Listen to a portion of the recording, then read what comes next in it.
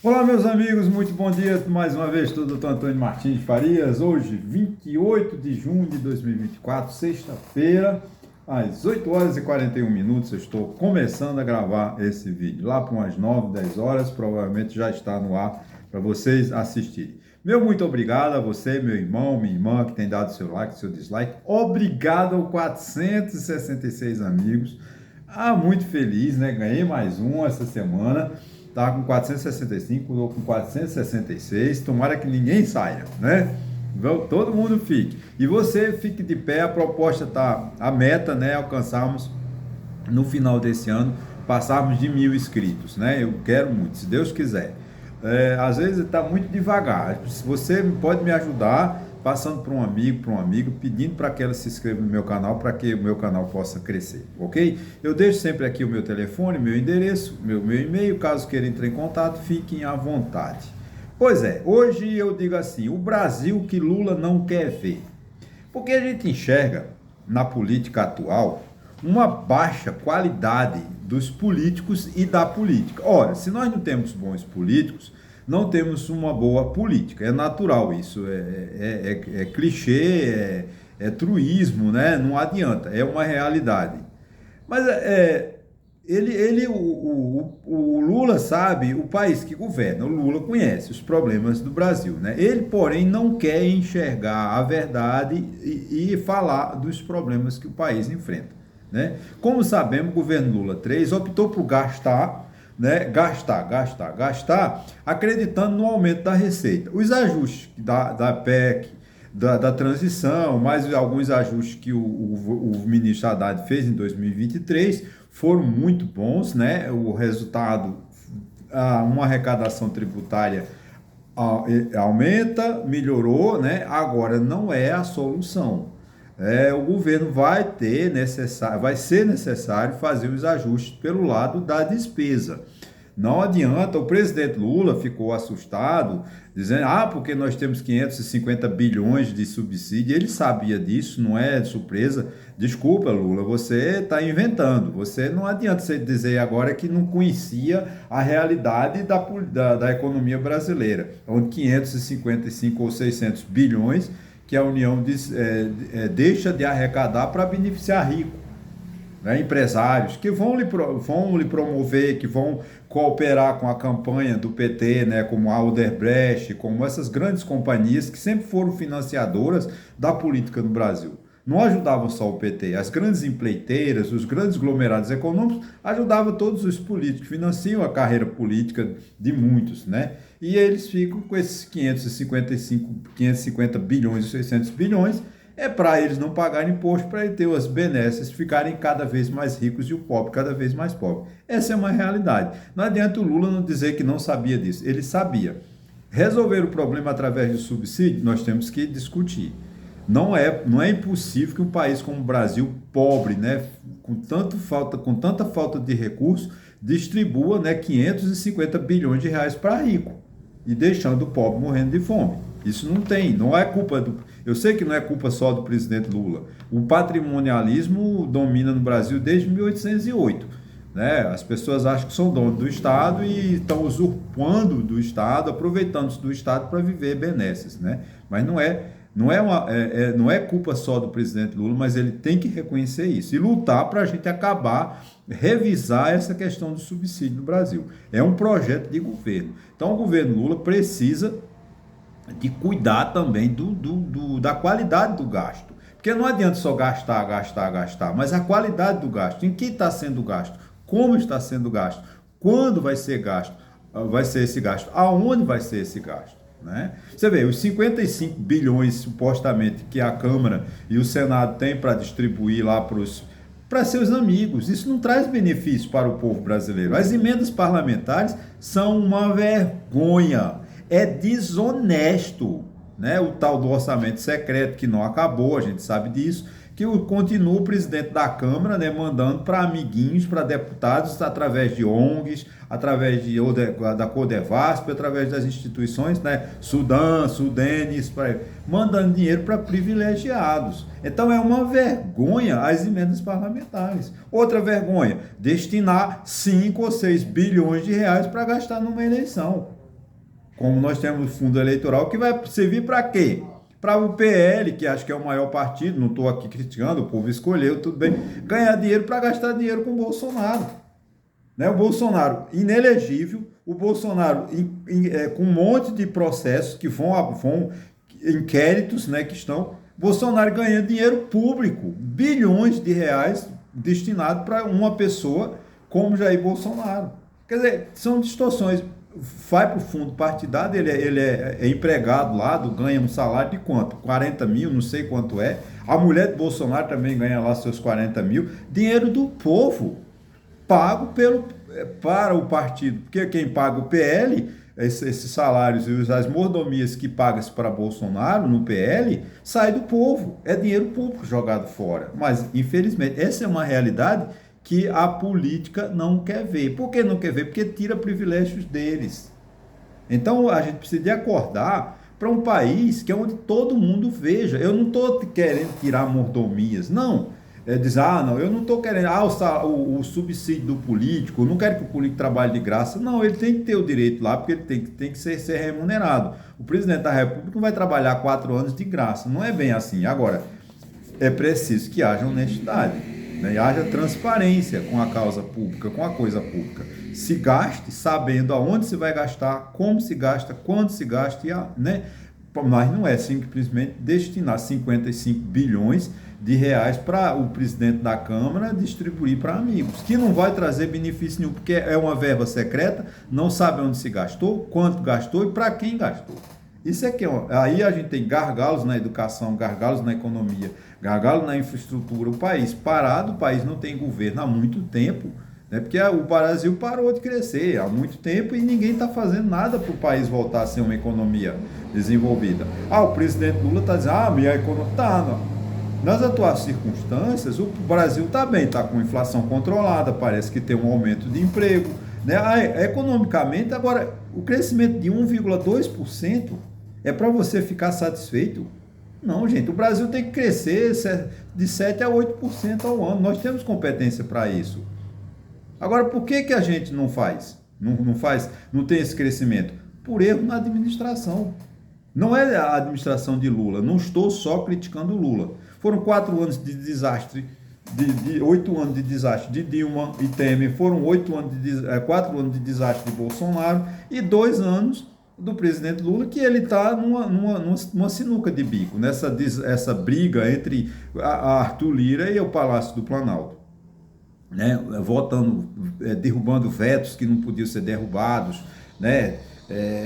Votando pautas que não tem nada a ver, simplesmente para uma troca de acusações e cada um pensando no seu bem-estar. Arthur Lira não está preocupado com o país, está preocupado se ele vai eleger o substituto dele na Câmara em 2025. Da mesma forma, está lá o Conchavo lá com Alcolumbre para ser presidente do Senado em 2025. Enquanto isso, o Brasil pega fogo, né? O Pantanal está pegando fogo, né? E cadê? Né? Ninguém grita, né?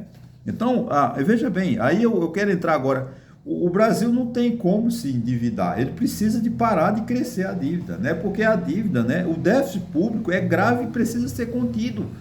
Não adianta o governo insistir, vamos gastar e gastar sem ter de onde tirar. Uma hora essa conta vem. Se a gente diminuísse o subsídio lá dos 555 bilhões, provavelmente a gente ia superar. Mas a gente tem o compromisso. Amanhã ele não pode, por lei ou medida provisória, dizer que acaba com o subsídio. Não pode fazer isso. Porque a lei tem ordenamento. Agora, tem que ser discutido. O Senado e a Câmara e o governo federal, o presidente Lula, tem que trabalhar com o presidente da Câmara, com o presidente do Senado, para resolver esse problema do déficit, do subsídio. Não é possível que o Brasil continue, né, dando 555 bilhões para montadoras de veículos, por exemplo, que quando o cinto aperta, o que é que ela faz? O que é que fez uma companhia americana, não sei nem onde é. Quando ela teve problema no mundo, o que é que ela fez? Fechou as portas no Brasil, deixando desempregado milhões. Cadê os empregos que ela deu? Não se preocupou, foi embora. E quantos bilhões de dólares o governo não distribuiu para as montadoras?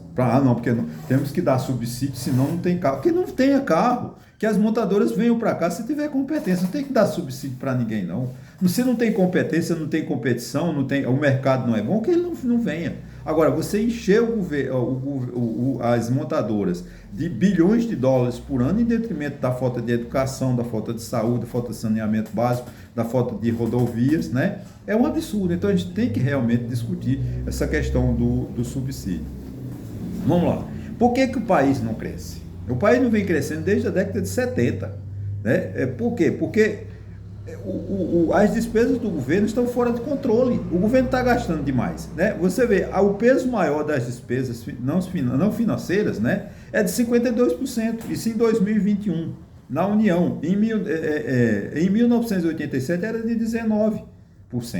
Você vê, em 1987, antes da Constituição de 88, portanto, a despesa para pagar salário era o quê? Era de 19% do PIB, 19% do PIB. Hoje é 52%. Ah, Antônio, tem alguma explicação? Tem. A Constituição Federal, graças a Deus, de 1988, trouxe muitos benefícios sociais. É só você ver o artigo 6º lá da Constituição, né? Quais são os direitos sociais. Estão sendo todos cumpridos? Não. Salário mínimo é referência? Não. Né? Temos saúde? Não. Temos educação? Não. Temos transporte? Não. Ou seja, o artigo 6º da Constituição Federal é inexistente. Passa pelo 6º. Vamos lá. 1º, 2º, 3º, 4º, 5º e 7º. Porque o artigo 6º, os direitos sociais do povo brasileiro não são atendidos pelo governo. O artigo 3º lá, que é uma norma programática, artigo 3º da Constituição me refiro, que vai acabar com as desigualdades regionais, com o preconceito, né, construir uma sociedade justa, livre e solidária, também não faz parte do governo. Porque o governo só discute as despesas para gastar com eles. Brasília fica, todo o dinheiro fica para deputados e senadores em Brasília. O que se arrecada no Brasil é para pagar mordomias.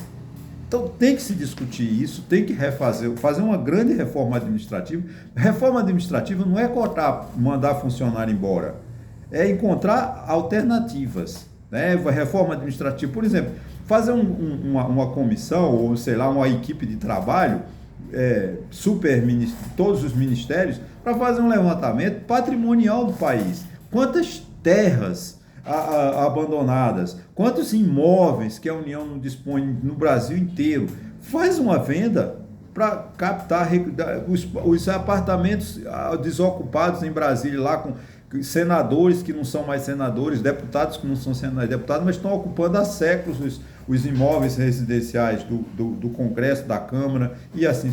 Então, é reforma administrativa, é isso, é você encontrar uma forma de cortar gasto, concluir obras, porque canteiro de obra lá, e aqueles contratos aditivos e dos aditivos na administração pública, tem que ser discutido isso. Né? A questão da dívida externa. Mas o Brasil não tem. Não, a dívida externa ainda é uma coisa grave. A gente precisa o endividamento do país, a gente tem que cuidar. Outra coisa, as despesas da Previdência Social, elas cresceram em média 12,5% ao ano, entre 2011 e 2018. Né? Quer dizer, está um aumento das despesas da Previdência. Por quê? Porque as pessoas estão envelhecendo, a sociedade envelhece, tem direito à aposentadoria, se aposenta. Aí isso é uma questão, fizeram reforma da Previdência, mas não resolveu o problema da Previdência. Por quê? Porque os prefeitos são desonestos, todos. Tem que começar uma fiscalização séria nas prefeituras, porque as prefeituras descontam dos seus empregados, dos seus colaboradores, como eles chamam, mas não repassam para a Previdência Social. Segundo dados, as despesas da Previdência hoje que o município não paga é de 500 a 700 bilhões de reais. Quer dizer, é dinheiro do povo, né, que os prefeitos têm o direito têm a obrigação de repassar para a Previdência e não vai. Eles depois fazem prefeito de hoje deve estar pagando Previdência Social de 2012, 2015. Né? Enquanto isso, o povo se enforcando. Aí, não, vamos cortar gasto, vamos apertar, eu não sou contra, não. Tá? Vamos tirar, cancelar benefício. O que é que vai acontecer? Vão pegar benefício de pessoas, cancelar benefício, cortaram meu INSS. Até que a pessoa prove que o benefício dela não merecia ser cortado, ela vai morrer. Porque ela vai morrer do susto. Uma pessoa que morre de fome, tem um salário mínimo, aí vem o INSS, não, porque eles não tem uma técnica administrativa, eles vão cortar aleatoriamente, vão chegar e dizer, vamos cortar isso aqui, que isso aqui tem fraude, pronto, vão cortar benefício de todo mundo. Vai criar um problema, eu acho que tem que fazer fiscalização, o INSS tem que ser fiscalizado, tem que ter uma força-tarefa para ver realmente, para combater as fraudes, isso é claro. Agora, cortar gasto por aí não vai cortar, não adianta, gente, você enganar. O que tem que cortar é despesa desnecessárias, né? Por exemplo, deputados. O deputado, uma comitiva de 40 deputados para Nova York. Para quê? Para nada. Não, a Câmara tem que cortar. Né? Os ministérios da Justiça, ministros, né, do Supremo Tribunal Federal também tem que cortar. Não é justo que você mande um ministro para ir a Londres. Eu acho que tem que fazer palestra, tem que haver esse intercâmbio com o mundo para a gente crescer, mas pagando 59, 60 mil mais diária para a segurança do ministro. Isso tem que ser cortado, né? Não pode. Economia, para que o país possa, né, ter superávit de caixa. Não adianta tentar, vamos tirar da aposentadoria. Gente, o povo aposentado já está morrendo de fome. Vocês querem cortar gasto prejudicando os benefícios? Não tem lógica. O governo tem que cortar gasto nas mordomias, nas viagens de aviões. Vamos cortar avião da FAB? Para que avião da FAB? Para levar ministro e deputado? Se ele quiser viajar, viagem de voo particular. Não tem que... Para onde vai um avião? Mas não um avião. Desloca um avião de Brasília para Recife. De Recife para Brasília. Dinheiro público jogado fora. Para levar ministro ou para levar deputado. Não faz sentido. A ministra lá quer assistir uma partida do Corinthians em São Paulo, pega um avião da FAB e vai para São Paulo. Gente, ela faz de avião particular, que é mais barato. Essas coisas que têm que ser discutidas. Mas ninguém está discutindo isso. Aí vem o presidente Lula para a televisão, o dólar chega a R$6, e ele, não, é porque as pessoas são má fé. Não é má fé não, presidente, porque o senhor disse que não quer cortar gasto. O senhor pegou uma briga injusta com o presidente do Banco Central. O presidente do Banco Central está fazendo correto. Quem precisa fazer certo é o senhor. O senhor tem que mostrar uma política efetiva, uma política fiscal, um orçamento executado. Agora, o senhor quer gastar sem ter de onde tirar, e o presidente do Banco Central tem que fazer o quê? Ou aumenta a taxa de juros ou mantém. O presidente do Banco Central, eu sei que eu não estou aqui para defender, mas agora, a taxa de juros, quem determina é o governo. O presidente do Banco Central apenas faz um estudo do momento atual, do momento da economia, e em cima disso traça a taxa de juros. É o ministro Haddad que tem que dizer quanto vai gastar, aonde vai gastar e como gastar, e tem uma política de dizer que vai ter um déficit zero em 2024, que um déficit um superávit de 1,5% em 2025. É isso que a gente... Garantias de que o governo seja um governo eficiente, o que lamentavelmente não é o que está sendo mostrado na nossa realidade. Cadê a política do governo federal para estancar esse aumento excessivo do dólar? A gente não pode chegar a um dólar a R$6. O dólar está em 2019, 2018, acho que era R$3, ou R$3,50, já está em 6. Não pode, nesse intervalo todo, ter uma supervalorização. É uma crise internacional? É o Trump que vai ganhar nos Estados Unidos? Tem essa influência. Mas a gente precisa fazer a política de casa. Gastar, mas gastar com eficiência. E cobrar da Câmara Federal, do Senado, políticas, né, deputados que realmente melhorem a condição do país. Desses deputados medíocres que nós temos hoje, senadores medíocres que nós temos hoje, não vamos sair do papel, não. Agora, cadê a liderança política? Cadê a voz de Lula? O Lula é um grande... Né? O governo não se mete. Não, o governo federal tem que se meter em todas as pautas, em todos os assuntos. Interessa a pauta de costume, o governo não quer, tem que se meter. Cadê o ministro dos Direitos Humanos? A gente não ouve falar nos direitos humanos. Cadê o ministro que combate a corrupção? Nós não temos, e a corrupção está correndo solta nesse país. Cadê a ministra do Meio Ambiente? O Brasil pegando fogo. Cadê o ministro da Agricultura? A gente não ouve falar. Né? O ministro das Comunicações a gente ouve. Mas então é preciso que os ministros formem opinião, mas opinião com coerência. né? Dando a uma luz, nos dando outra coisa. A gente precisa de segurança jurídica. Nós não temos mais segurança jurídica. Porque o Supremo Tribunal Federal, com todo respeito, toma decisões que não fazem sentido. Não tem, por exemplo, essa briga entre o Supremo e a Câmara. Eu sei que a Câmara está errada. O Supremo decide que até 40 gramas de maconha, de droga, a pessoa não vai ser presa. O Senado, uma PEC lá, tentando penalizar todo valor, toda droga. Eu acho justo, mas essa briga não vai levar a nada. O Supremo decide sobre a questão da terra indígena, a Câmara começa outro projeto contra. Não podemos viver dessa desarmonia. Tem que haver harmonia entre si. Não é ficar o Congresso Nacional brigando com o ministro do STF. Né? Porque é pirraça, raiva de Alexandre de Moraes. Se você tem raiva de Alexandre de Moraes, o problema é de você. Agora, o país não pode pagar. Por exemplo, essa PEC questão de obrigar as meninas de 13, 14 anos que são estupradas, né, a pegar 20 anos de cadeia. Isso é um absurdo. Esse mundo teológico, que esses políticos medíocres, essa bancada do evangélica, que é ridículo, né, tá levando o país para um caos. Então a gente precisa É esse o país que ninguém quer enxergar. O país está numa situação de crise profunda, uma crise social, uma crise política, uma crise econômica, e fica se brigando entre presidente, relege-se um bode expiatório, presidente do Banco Central ou Bolsonaro. Aí fica, Lula fala mal de Bolsonaro, Bolsonaro fala mal de Lula, mas os problemas do país ninguém está resolvendo.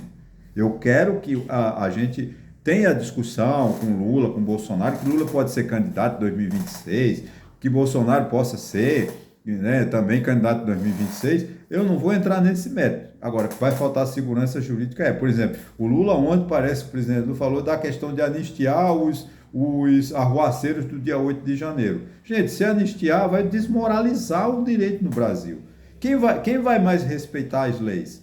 Se anistiar Bolsonaro pelos crimes que ele cometeu, que provavelmente cometeu, que ainda está sob investigação, sob inquéritos na Polícia Federal, a questão das joias, a questão do cartão corporativo, a questão da falsificação de dados sobre a vacina, eu não estou acusando Bolsonaro, não. Isso são inquéritos, né, que estão em apuração nos órgãos competentes. Mas se perdoar Bolsonaro, por que não? Todo mundo vai pedir perdão, porque todo mundo tem direito, não é só Bolsonaro que tem direito a perdão. Então essa questão de insegurança jurídica é muito grave. A gente precisa de ter seriedade. E o Brasil não está sendo governado com seriedade. Está faltando honestidade de todos os lados da política brasileira. O Brasil é um país sério e a gente precisa de governar com seriedade, mas infelizmente não tem política séria no Brasil. É esse o Brasil, o país que o presidente Lula não quer ver, que todos nós não queremos ver. Ok, gente? Muito obrigado e até a próxima.